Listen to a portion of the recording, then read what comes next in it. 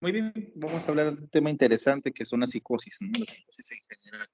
Y en particular una de ellas que es la esquizofrenia paranoide, que es una de las más estudiadas y reconocidas, y que vemos también en la práctica clínica.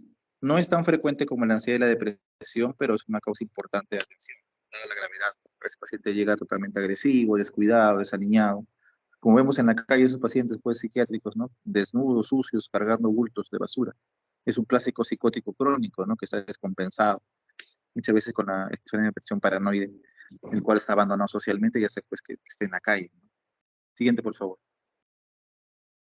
A ver, entonces, en cuanto a generalidades, vamos a tener que estos pacientes van a tener ciertas características especiales dentro de un síndrome psicótico. Siguiente. En cuanto a la psicosis, vamos a tener en cuenta que es un gran síndrome, el cual puede tener síntomas importantes, ¿no? Hablamos de síntomas positivos y negativos. Positivos en relación a que pueden haber experiencias que el paciente siente, pero los demás no pueden sentirla, por ejemplo, alucinaciones y ilusiones.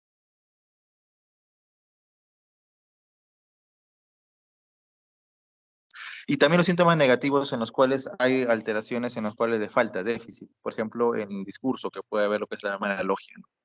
Entonces, la psicosis puede definirse como un gran síndrome, ¿no? Que puede estar asociada a muchas enfermedades. La psicosis puede ser primaria o secundaria. Primaria, por ejemplo, como la esquizofrenia, y secundaria, por ejemplo, en una depresión con psicosis o una demencia con psicosis. Ahora, implica síntomas como alucinaciones, que es lo principal muchas veces, y delirios, que es un trastorno de pensamiento también vinculado. Pero también puede haber conducta desorganizada, agresividad, entre otros, ¿no? Ahora, ¿qué trastornos tenemos en psicosis, síntomas psicóticos? Esquizofrenia, por ejemplo, trastorno esquizoafectivo, trastorno delirante persistente, entre otros más. Y también hay patologías en las cuales puede haber síntomas psicóticos, pero son secundarios como en la manía, en la depresión y en las demencias. Siguiente.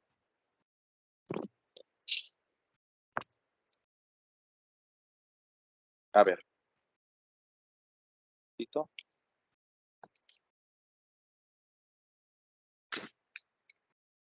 Listo,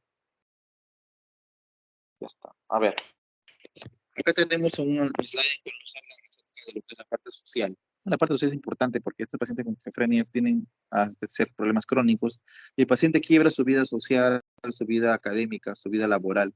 El desempleo es asombrosamente alto en pacientes con esquizofrenia y también tienen una sobrevida bastante corta, ¿no? Por tener patologías médicas muchas veces como el sedentarismo, como el tabaquismo, como la obesidad, patología cardiovascular que hacen que su tiempo de vida sea limitado. Siguiente, por favor.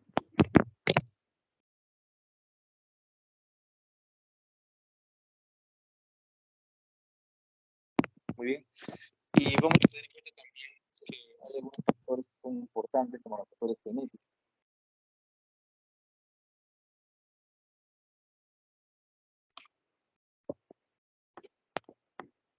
A ver. Entonces, en la genética tenemos que tener en cuenta el hecho de que si los papás ambos son esquizofrénicos, va a haber un mayor riesgo de que el hijo sea esquizofrénico. También si hay un hermano, también va a haber un riesgo. Evidentemente, estos riesgos responden a una herencia poligénica. Es decir, que son varias áreas genéticas que están alteradas o dañadas para que este paciente pues tenga la patología. Eh, Hasta la concordancia en gemelos monocigóticos que ronda los 50% y también los disigóticos que vemos que ronda el 10%, ¿no? Que es importante, pues siempre preguntar en historia clínica antecedentes familiares de esquizofrenia en la familia y eso es un aspecto importante, ¿no? Siguiente. También hay factores ambientales, ¿no? Muchos se han hablado de las teorías de neurodesarrollo, de la infección intrauterina, ¿no? De infección temprana y también de aspectos también epidemiológicos netos, por ejemplo, el hecho de que la esquizofrenia se vea, algunos dicen más en varones, el inicio sea más precoz en los varones, ¿no? Cosas que también son interesantes. Y también en relación con lo que son algunas variaciones estacionales o algún tipo de trauma en el parto. Entonces, se ha dado todo ello en una teoría, que se llama la teoría de neurodesarrollo, que es la teoría que más se vincula con la esquizofrenia, ¿no? Siguiente. Pues esta teoría en el desarrollo, hipótesis en el desarrollo, se va a ver que dentro de la gestación, dentro de la parte principal o inicial de la neurogénesis hay una alteración y esto va a producirse durante el embarazo, ¿no? Entonces, en el embarazo, ¿qué puede suceder? Puede haber patologías tanto médicas como psiquiátricas que pueden alterar la normal evolución del desarrollo neurológico del bebé. Y esto haría que se produzca una serie de alteraciones a nivel a nivel morfológico, a nivel anatómico en la sinapsis, ¿no? Las sinapsis estarían mal relacionadas, habría un problema de desconexión sináptica, habría unas áreas que están desarrolladas de forma aberrante. Cosa que cuando se produzca lo que es, por ejemplo, la poda neuronal de la adolescencia, se podrían neuronalmente algunas áreas que no deberían podarse. Entonces se producirían los síntomas de la enfermedad, ¿no? Eso sería la hipótesis de neurodesarrollo, ¿no? La alteración del neurodesarrollo explicaría que se produzca la esquizofrenia paranoide, esquizofrenia en general. Aparte también hablan de vinculación con lo que es alteraciones, no, diferencias en cuanto a las estaciones, ¿no? Y eso estaría relacionado también con lo que es algunos factores de tóxicos, por ejemplo, la parte viral, o la parte de repente del parto traumático, de repente de lo que es algunas situaciones de estrés materno incrementado, ¿no? Y también algunas situaciones, por ejemplo, como que los padres sean muy mayores, ¿no? O de sean demasiado jóvenes. También hay factores que vinculan lo que es esta patología con lo que es consumo de drogas. La droga que está más vinculada al inicio de una esquizofrenia es la marihuana. Se ha visto que en pacientes que son vulnerables a la esquizofrenia, que tienen antecedentes familiares, el consumo de marihuana podría ser un factor de riesgo importante para el desarrollo de los síntomas de la enfermedad. Aparte también de eso sería lo que es el traumatismo encefalocraniano, un golpe en la cabeza intenso. Puede generar también la epilepsia en sí, enfermedades autoinmunes, infecciones graves, se asocian también a un mayor riesgo de inicio de una esquizofrenia. Siguiente. En neurobiología tenemos varios neurotransmisores que están vinculados, principalmente la dopamina. Siguiente, por favor. O sea, la dopamina tiene varias vías, ¿no? Y cada vía está relacionada con un síntoma de la enfermedad, ¿no? Por ejemplo, tenemos la vía neuroestriatal, la vía tuberinfundibular, la vía que conecta la parte límbica con la cortical, la mesocortical, y, y las vías límbicas, ¿no? Siguiente, por favor. Aquí tenemos la vía mesolímbica, que es la vía que está vinculada mayormente a síntomas positivos de la enfermedad. Eso quiere decir alucinaciones auditivas y delusiones, ¿no? Entonces, en esta vía mesolímbica habría una cantidad de dopamina incrementada. Este incremento de dopamina generaría los síntomas psicóticos positivos y estaría relacionado a lo que es el efecto de los antipsicóticos clásicos, que son bloqueantes de dos poderosos. Entonces, en estas vías hay mucha dopamina, lo que hacemos es bloquear el receptor de dopamina y con eso mejoramos los síntomas positivos. Siguiente, por favor. Síntomas negativos están relacionados más que todo con la vía mesocortical. ¿Qué sucede en esta vía? En esta vía la dopamina estaría no aumentada, sino disminuida, estaría deficitaria. Por lo tanto, lo adecuado sería incrementar el nivel de dopamina en estas vías para que el paciente no tenga síntomas negativos, es decir, no tenga la anedonia, no tenga la logia, no tenga todos esos síntomas en los cuales el paciente está como atontado o abobado. Entonces, eso es lo que sucede en la vía mesocortical, una falta de dopamina. Y algunos fármacos, como por ejemplo el aripiprazol, hacen un agonismo parcial. Eso quiere decir que donde hay mucha dopamina la quita y donde hay poca dopamina como esa área pueden aumentar. Entonces sería beneficioso en este tipo de pacientes con síntomas positivos predominantemente. Siguiente, por favor.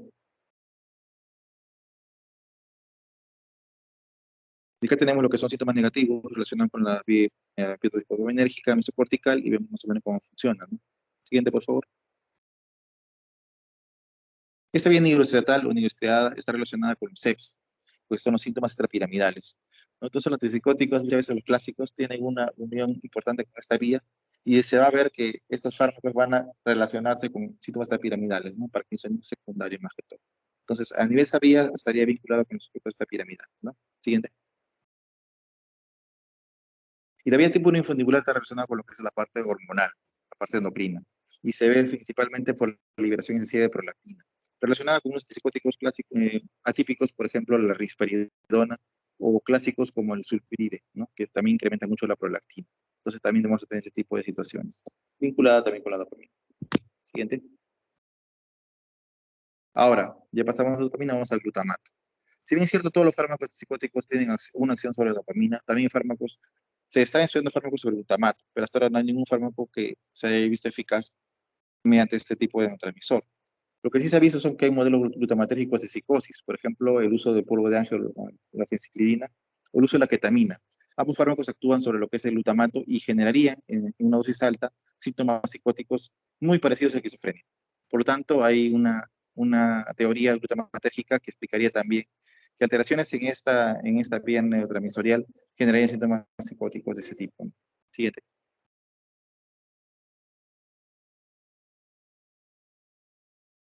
Tenemos receptores de glutamato tipo NMDA, AMPA y kainato. Lo que más se vinculan a este tipo de alteraciones son las alteraciones del receptor NMDA, ¿no? Que puede estar hipofuncionante. Siguiente. Entonces, en este caso se ve también el receptor con AMPA y NMDA, la unión entre ambos, que también es algo importante, que es una relación importante entre ellas, y se va a ver que tienen múltiples funciones, como la plasticidad neuronal y otras más. Siguiente.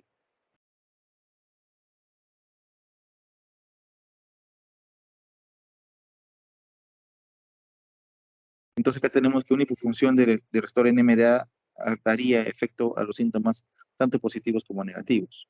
Siguiente. Siguiente. Y hablamos de hipofunción en síntomas positivos y negativos, ¿no? Esta vía está alterada, por lo tanto, estas neuronas estarían actuando mal y habría síntomas positivos, tales como las alucinaciones y las delusiones. Siguiente. Lo mismo. Siguiente. También estaría relacionado con síntomas negativos, como la apatía, la bulia, la anedonia. Ese receptor NMDA hipofuncionante. Siguiente. También tenemos la serotonina como un neurotransmisor importante en la génesis de la psicosis. Algunos alucinógenos actúan netamente sobre serotonina y vincularía también efectos de este neurotransmisor con lo que son las psicosis. Por ejemplo, tenemos algunas drogas psicodélicas que actúan sobre serotonina y ocasionan síntomas tipo esquizofrenia. Ahora, los antipsicóticos atípicos actúan tanto sobre dopamina como sobre serotonina. Esto también justificaría la actuación de este neurotransmisor en lo que son psicosis. Siguiente. Y hay moléculas importantes, por ejemplo, el ácido quinurénico, que está relacionado con tanto la vía serotonérgica como la dopaminérgica. Y sería una puente bisagra para lo que son las psicosis. Siguiente, por favor.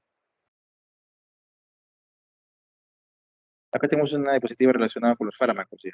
Entonces tenemos que algunos fármacos, por ejemplo, los psicóticos de segunda generación o los atípicos, tienen antagonismo con lo que es la serotonina. Y ahí mencionan, por ejemplo, la clozapina, que es el medicamento utilizado para casos refractarios. Entonces es importante también tener en cuenta eso, que hay medicamentos que son más eficaces que otros en cuanto a la psicosis. Y el mejor de todos ellos es la clozapina. Lastimosamente, la clozapina tiene un perfil hematológico a veces desfavorable. Puede ocasionar la muerte por acidosis y generalmente tiene que tener un control hematológico crónico, a menos en el primer año, a veces de forma semanal o mensual, para evitar que el paciente entre en problemas hematológicos serios. Tras lo cual ya los controles pueden ser más espaciados y ya el riesgo sería mucho menor de que haya un efecto sobre la serie blanca. Ahora, no solamente tenemos clozapina en atípicos, no tenemos otro tipo de neurotransmisores. Por ejemplo, tenemos también algunos como el aripiprazol, que hace un agonismo parcial. Y eso es importante porque genera un equilibrio en lo que es el cerebro del paciente con esquizofrenia. Siguiente. Bueno, otra diapositiva en la cual nos habla acerca de lo que es el origen de la esquizofrenia, ¿no? Tanto el factor genético o naturaleza y el factor crianza, ¿no? Como las noxas externas que pueden aparecer en el paciente y pueden hacer que generen los síntomas positivos y negativos. Siguiente, por favor. Bueno, acá hablamos de la parte genética, evidentemente no hay un solo gen, es una herencia poligénica, que involucra muchas vías, muchos transmisores, muchos pasos enzimáticos, y también la parte ambiental, que incrementaría el riesgo de la enfermedad mental. Siguiente, por favor.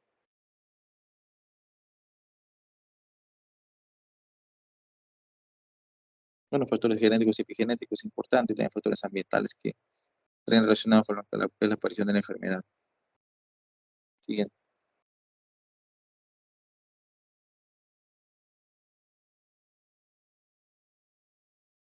Muy bien, acá tenemos los principales sitios genéticos que estarían relacionados con lo que es la psicosis, ¿no? El receptor NMDA, los transportadores de dopamina, algo de GABA también, la función alterada del receptor NMDA y más, que serían los puntos claves para lo que es un mal funcionamiento a nivel de neurotransmisores o receptores, que generarían a la vez una alteración en el desarrollo. Siguiente.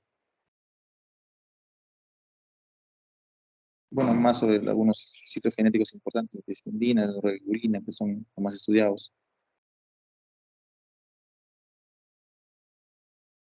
Siguiente.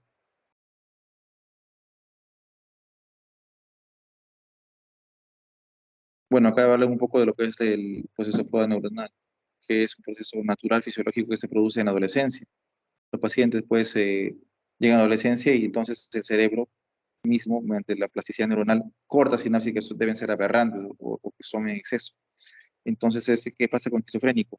Como fue mal modulado, mal diseñado su cablería neuronal, el corte se produce y se corta en lugares inadecuados. Y esto generaría que en la adolescencia, en la etapa de paz neuronal, el paciente tenga los síntomas psicóticos, ¿no? En este grupo etario sea mucho más frecuente la aparición de síntomas. A ver, y aparte de ello, bueno, ahora hablan también de neurodesarrollo, ¿no? Las diferentes áreas que están involucradas en lo que es la psicosis, ¿no? Siguiente, por favor.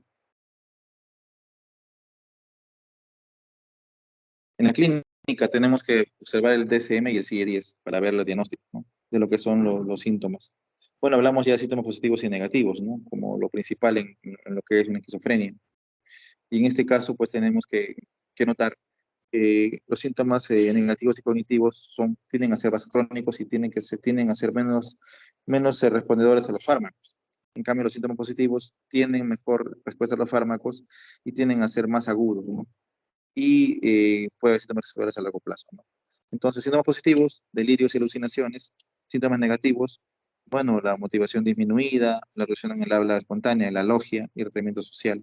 Y también el deterioro cognitivo clásico, ¿no? Que hace que unos pacientes parezcan medio demenciados. Siguiente.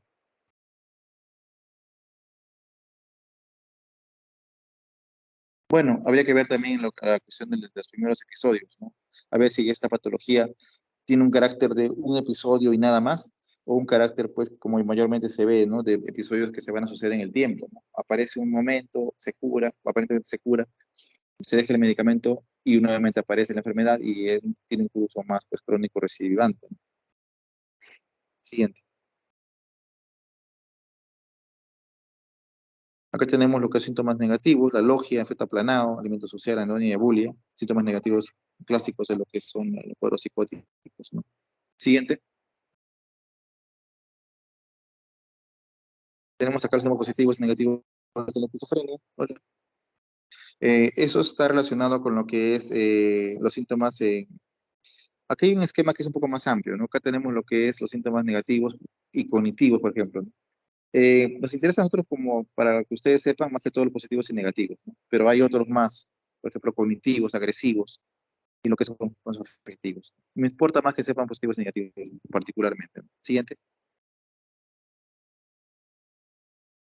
Bueno, acá los circuitos cerebrales que hemos visto hace un momento, ¿no? La parte mesolímbica, el mesocortical, lo que es también la parte de la amígdala, y objeto frontal y otros más, ¿no? Que van a generar deterioros en diferentes aspectos de la vida del paciente. Siguiente. Diagnóstico, como hemos hablado, sé que se da por el DSM y el CIE, de acuerdo a los criterios de la enfermedad. No hay ningún método diagnóstico tipo imagen o sangre que pueda diagnosticar esquizofrenia, ¿no? Si bien es cierto, algunos paneles ahora de biomarcadores de esquizofrenia no tienen todavía la importancia dada y tampoco se puede basar en ello para hacer un diagnóstico, ¿no? Pero en Estados Unidos ya hay una batería de marcadores biológicos para esquizofrenia, ¿no? Bastante caro, por cierto. Siguiente. Igual, diagnóstico se realiza de acuerdo al cuadro clínico del paciente, además de la historia clínica, además del examen mental. Biomarcadores en Perú no hay, ya se están estudiando en Estados Unidos y hay un panel, pueden leer eso en internet. Bueno, igual la esquizofrenia es una causa frecuentísima de psicosis. Hay que diferenciar de otras patologías, por ejemplo, lo que son el trastorno bipolar con síntomas psicóticos o el trastorno esquizoafectivo. También otras características, por ejemplo, puede diferenciarse del trastorno delirante persistente, en cual no hay alucinaciones. El trastorno psicótico breve, la psicosis aguda, que por lo general dura 30 días, no más. Y también la psicosis producida por drogas, ¿no? Siguiente.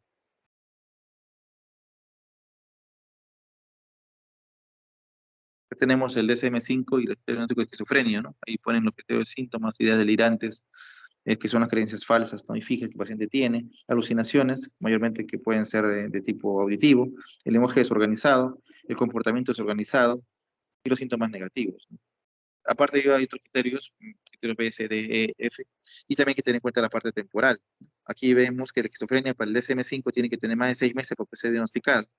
Y es diferente, por ejemplo, para el trastorno psicótico breve, que puede ser menos de un mes, que se apareja con el CIE-10, con el trastorno psicótico agudo y con otras patologías diferentes. Aparte de ello, hay que tener en cuenta que hay algunas condiciones que pueden generar mayor riesgo, ¿no? Por ejemplo, hay algunos pacientes que tienen mayor riesgo suicida y la esperanza de vida también es inferior. Siguiente. Después tenemos lo que es el CIE, ¿no? El CIE rige lo que es la OMS, lo que rige todo el mundo, y el DCM lo que es Estados Unidos. Actualmente tenemos ya el CIE 11, pero en vigencia todavía el CIE 10 nos hablaba de subtipos de esquizofrenia, ¿no? Por ejemplo, de la esquizofrenia tenemos paranoide, bifrénica, catatónica y otras más. En cambio, el CIE 11 y el DCM5 ya no hablan de subtipos, consideran todo como un gran síndrome, ¿no? Que es la tendencia actual. Igual son los cuadros psicóticos frecuentes y también sigue mencionando otro tipo de psicosis, ¿no? Que ya lo codifican de otra forma. Siguiente. Tratamiento, por lo general, más que todo es farmacológico, ¿no? Pero algunas guías, por ejemplo, la guía NICE también recomienda lo que sea el tratamiento psicoterapéutico, más que todo para la familia y para que el paciente, una vez estabilizado, pueda pues aceptar mejor su enfermedad. Siguiente, por favor. Tratamiento, entonces, vamos a empezar a hablar acerca de fármacos tanto antiguos como nuevos, ¿no? Los antiguos tenemos, por ejemplo, los antipsicóticos típicos, como la clopromacina, el loperidol, tioridazina y otro tipo de fenotiacinas. Y los nuevos, que son pues los atípicos, ¿no? Entonces, la enfermedad, el tratamiento para la enfermedad tiene muchos años, ¿no? Desde el año 50 hasta la actualidad, que hay un mayor número de fármacos antipsicóticos. Algunos fármacos son más potentes que otros, son más eficaces que otros, por ejemplo, la clozapina, que es más eficaz de todos, y otros son quizá menos, ¿no? Y el mecanismo de acción puede ser diferente. Algunos son bloqueadores de dedos puros, otros también actúan sobre serotonina, y otros son agonistas parciales, ¿no? Siguiente. Bueno, igual el tratamiento por lo general cuando en cuadros psicóticos es crónico, ¿no? Por lo general dura a veces un año o más. El mantenimiento suele ser con dosis mínimas efectivas. Muchos pacientes que tienen un primer episodio psicótico, una primera crisis aguda de psicosis, se tratan por un par de años, luego del cual poco a poco se quita el medicamento y se va observando cómo avanza en la medicina. En algunos casos el episodio es único, solamente una vez, pero en otros casos, cuando se deja de tomar el medicamento psicótico, el paciente puede recaer al cabo de unos meses o años. Depende de cada paciente. Después de eso tenemos que la respuesta a veces es idiosincrática y no se puede predecir bien. Siguiente.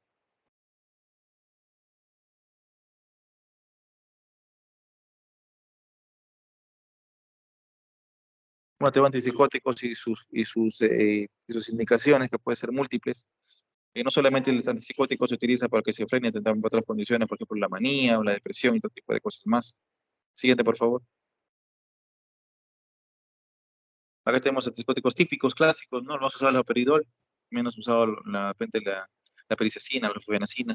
Tenemos antipsicóticos que también son de depósito, es decir, que se inyectan cada mes o cada 15 días, en caso de pacientes que no quieren tomar las medicinas por vía oral.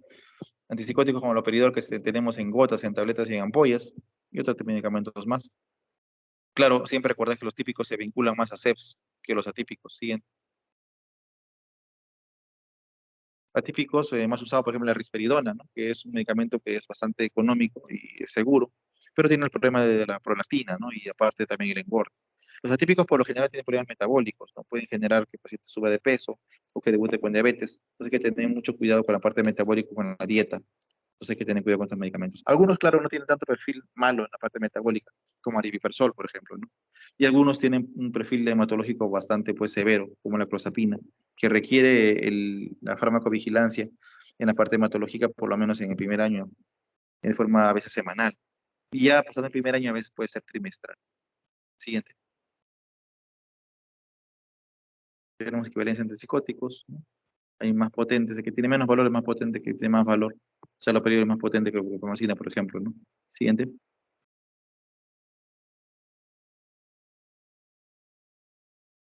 Y tenemos antipsicóticos de diferentes formas, ¿no? En tabletas, solución oral, en ampollas de depósito, en ampollas para aplicación en emergencia, en lo que son desintegración oral, sublingual, de todo. Hasta tenemos inhalada también. Eso obviamente en Estados Unidos, acá no hay, ¿no? Siguiente.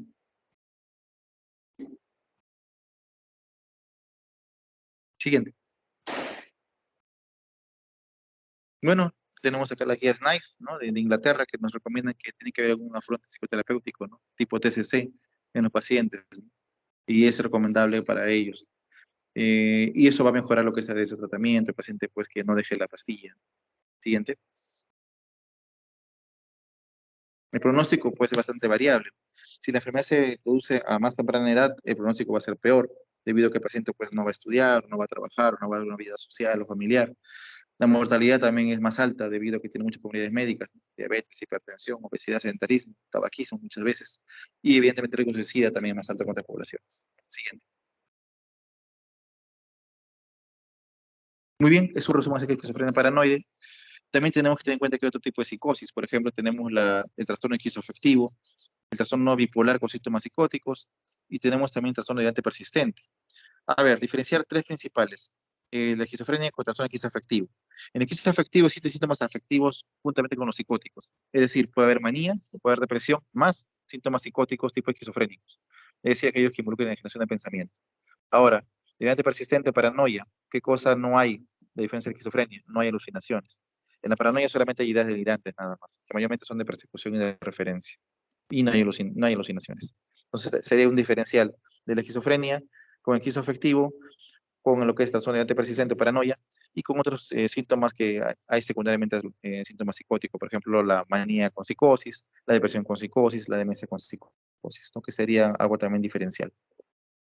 Ese sería un resumen acerca de lo que es la psicosis y en particular la esquizofrenia. ¿Tienen alguna pregunta?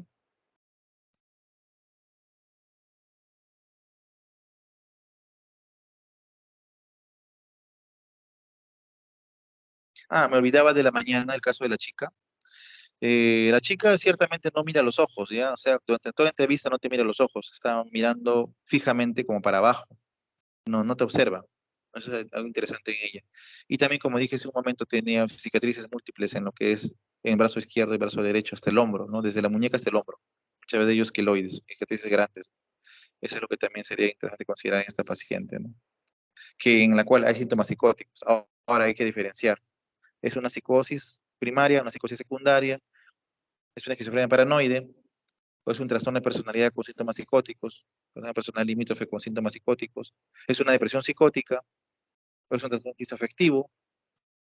¿O es un bipolar con síntomas psicóticos? ¿O es una depresión nada más? Eso es lo que ustedes tienen que diferenciar. ¿Cuál es la patología principal en esta paciente, ¿no? Dada todo lo que hemos hablado en la mañana. ¿Alguna pregunta sobre el caso, sobre la clase?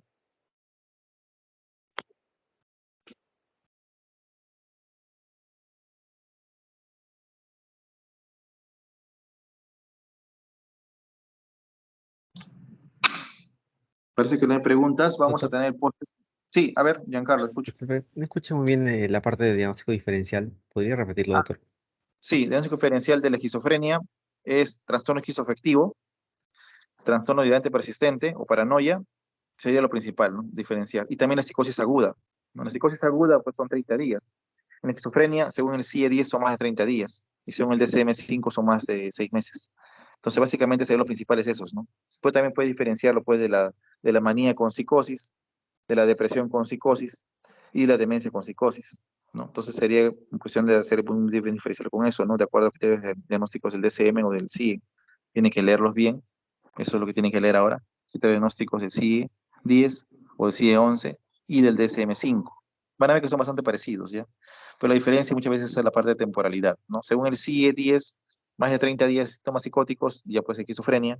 Según el DSM-5, más de 6 meses. Una diferencia de la parte de temporalidad, ¿no? En la parte del síntoma en sí, sí, bastante parecido a las clasificaciones, ¿no? ¿Alguna otra pregunta? Doctor, disculpe, había un tipo de esquizofrenia paranoide. Eso Ah, mencionó. sí, según el CIE-10, la más frecuente es esquizofrenia paranoide, no es la cual hay delusiones de daño y referencia, el paciente piensa que lo están persiguiendo, quieren hacerle daño, escucha voces y todo ello, ¿no? Es el más frecuente de todas. Las otras son más raras, ¿no? La catatónica, la biofrénica, la simple y residual. Son tan infrecuentes que en la última clasificación, como decía 11, ya no se juzga importante diferenciar en subdivisiones, sino que quede como un grupo grande, solamente con esquizofrenia nada más, sin subtipos, ¿no? Eso sería el cambio del CIE-10 al CIE-11. En CIE-11 ya no hay subtipos, no hay paranoide, biofrénica ni nada, sino simplemente esquizofrenia nada más. Y en el CIE-10 todavía mantienen las clasificaciones, ¿no? De tipos. ¿Alguna otra Ya, pregunta? gracias. Gracias, doctor.